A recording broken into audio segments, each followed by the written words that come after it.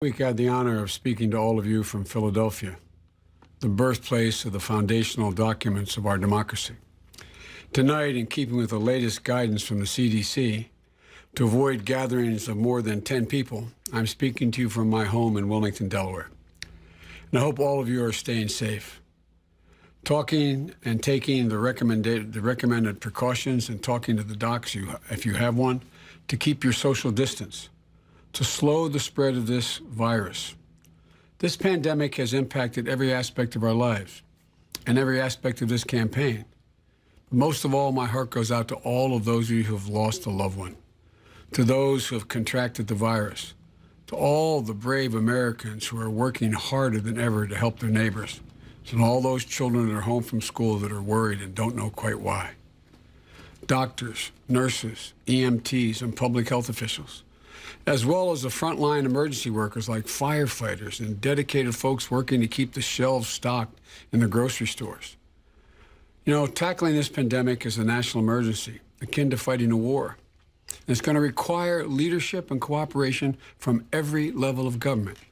And it's going to require us to move thoughtfully and decisively to quickly address both the public health crisis as well as the economic crisis. It's going to require us to pay attention to the medical and scientific and health experts. And it's going to require each of us to do our part. Yes, this is a moment where we need our leaders to lead, but it's also a moment where the choices and decisions we make as individuals are going to collectively impact on what happens, make a big difference in the severity of this outbreak and the ability of our medical and hospital systems to handle it.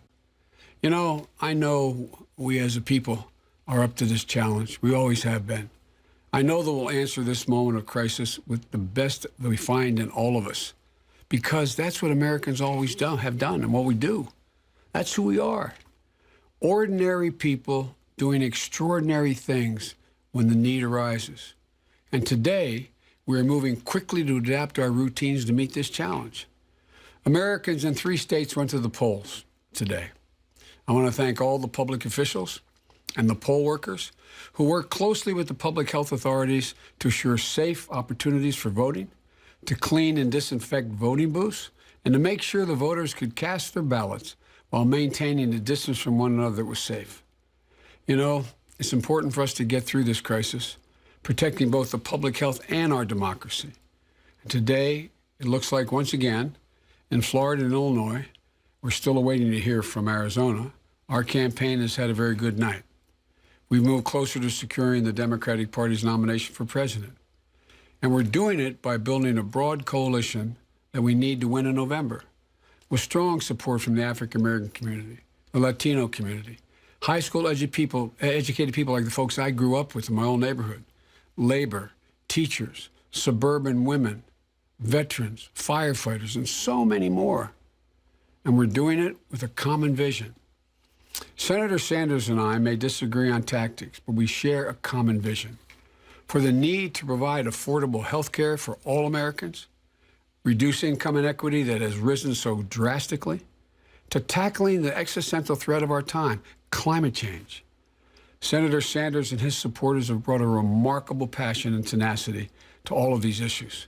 And together, they have shifted the fundamental conversation in this country. So let me say, especially to the young voters who have been inspired by Senator Sanders, I hear you. I know what's at stake. I know what we have to do. Our goal as a campaign, and my goal as a candidate for president, is to unify this party and then to unify the nation. You know, it's in moments like these that we realize we need to put politics aside and work together as Americans. The coronavirus doesn't care if you're a Democrat or Republican. It will not discriminate based on national origin, race, gender, or your zip code. It will touch people in positions of power, as well as the most vulnerable people in our society. We're all in this together. This is a moment for each of us to see and believe the best in every one of us, to look out for our neighbor, to understand the fear and stress that so many are feeling, to care for the elderly couple down the street, to thank the healthcare worker, the doctors, the nurses, the pharmacists, the grocery store cashier, and the people restocking the shelves, to believe in one another. Because I assure you, When we do that, when we see the best in each of us, we lift this nation up, and we'll get through this together. That's how we've always done it. God bless you all, and my special prayer for those of you on the front lines of the crisis: doctors, nurses, healthcare workers, caring for the virus victims and their families. My prayers are going out for everyone. My hopes are high because I believe in times of crisis, Americans have always stepped up. We have to step up and care for one another. Thank you all. Thank you all for listening. Vice President Joe Biden on a live stream from his home, he was saying, clearly, kind of looked like it. David Axelrod, I'm wondering what you make of what you heard from him, and moving forward, I mean, if this is the way campaigning is going to be, they got some work to do just technologically. Well, there's no doubt they need to invest in some production, because this may be the way he has to communicate. But the words, I think, were quite good. He spoke to the moment. I thought his tone was right.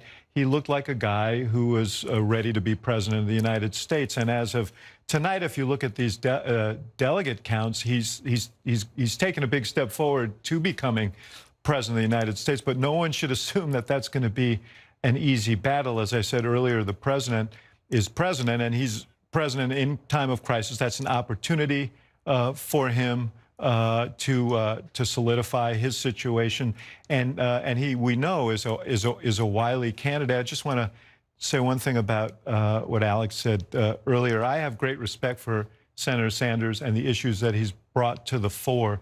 The thing that he has to think about tonight is he cannot campaign in the way that he would want to campaign. That movement can't go door to door, can't do the work that they have been doing. He can't get coverage that he needs to get his point across, because the coverage is going to be about this virus, not about politics. We don't even know when the primaries are going to come.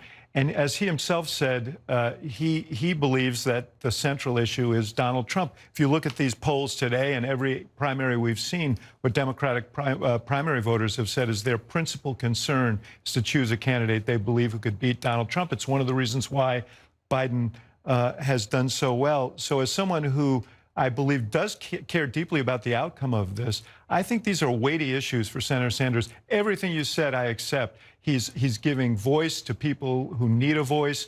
He's pushing Democrats on some issues. But at this point, the question is, are you aiding the president by prolonging this process rather than coming together and trying to influence the process in a different way? And I think these are going to be a really profound couple of days for him as he ponders what he should do going forward.